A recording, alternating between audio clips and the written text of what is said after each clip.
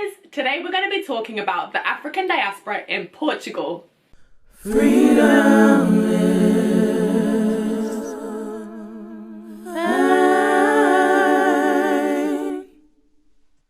The exact size of the African diaspora in Portugal today is unknown, but the majority are descended from former Portuguese colonial territories in Africa, including Angola, Cape Verde and São Tomé.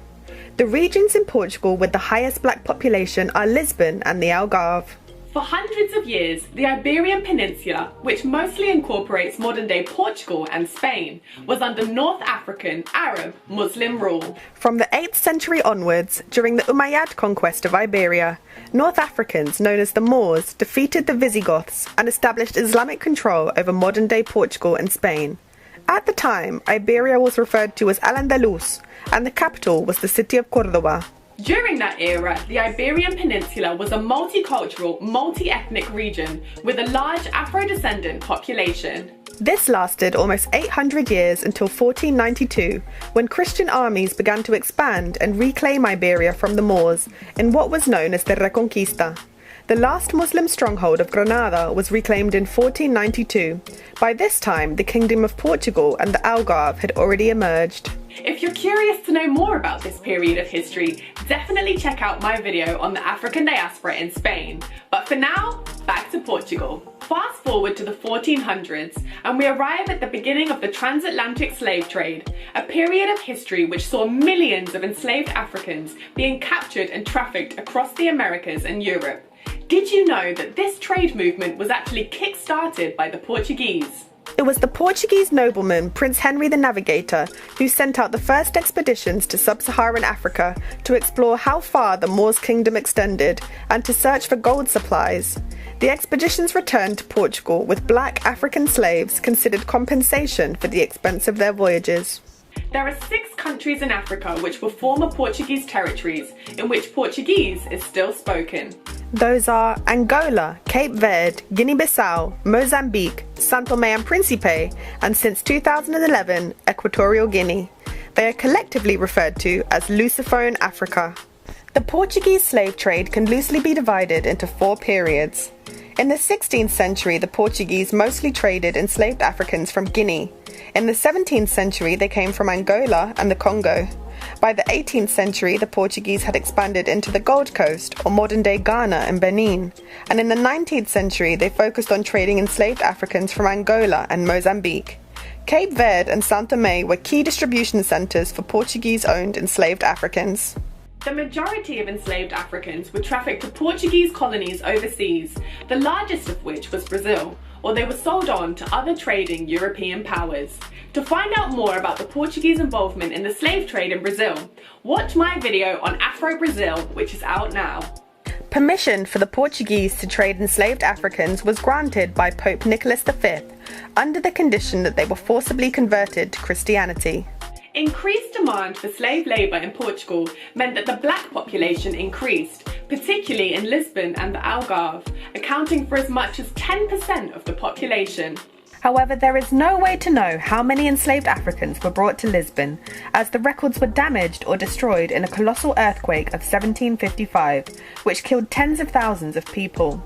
The 2 royal institutions responsible for handling Portugal's slave trade were the Casa de Guiné and the Casa dos Escravos. Enslaved Africans in Portugal worked in a number of occupations, including domestic work, mining, metal forging, and on the docks, loading and repairing ships. There was also a free black population in Portugal of former slaves who had bought their freedom and whose descendants were born free. They usually worked menial jobs, such as sailors and street vendors. A fantastic example of the significant black presence in Portugal can be seen in the 16th century painting Chafariz del Rei by an unknown artist.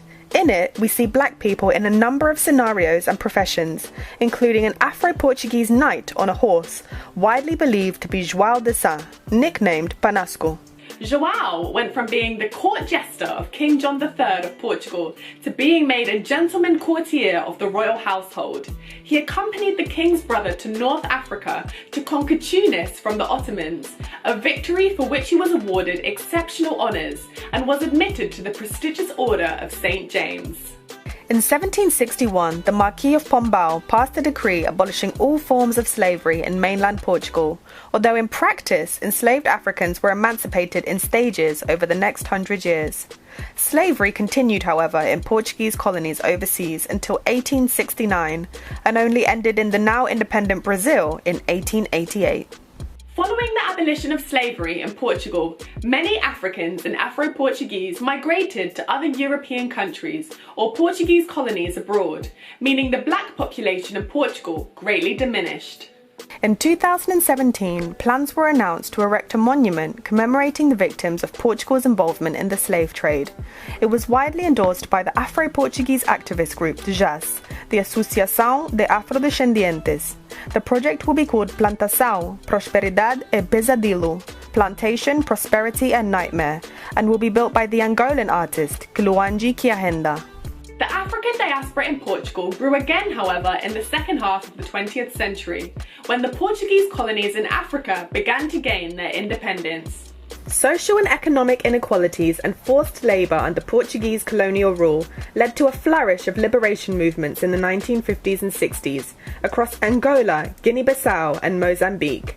These countries, along with São Tomé and Cape Verde, gained their independence in 1975. This prompted a wave of migration of Africans to Portugal to study, find work and establish a life in Europe. By now, there have been several generations of Afro-Portuguese born on Portuguese soil. However, racism remains a huge issue in Portugal, and many Afro-Portuguese are still regarded as being African rather than Portuguese, despite having lived in the country for generations and being culturally assimilated. Afro-Portuguese youths between the ages of 18 and 25 are only half as likely to go to university as white Portuguese, and the incarceration rate in Portugal is reportedly 15 times higher for people of African origin. There has been much international news coverage of the poor living conditions in predominantly Afro-Portuguese slums, particularly in and around the capital of Lisban. Racial profiling and police brutality are a serious issue for Afro-Portuguese communities. In 2015, 6 black youths were detained and beaten by a group of policemen in an allegedly racially motivated attack.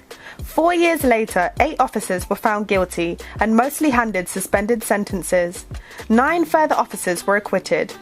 In early 2020, the Mali-born Portuguese footballer Moussa Marega walked off the pitch mid-match after receiving racist abuse from the crowd and having seats hurled at him from the stadium. The referee had the audacity to give him a yellow card for walking off.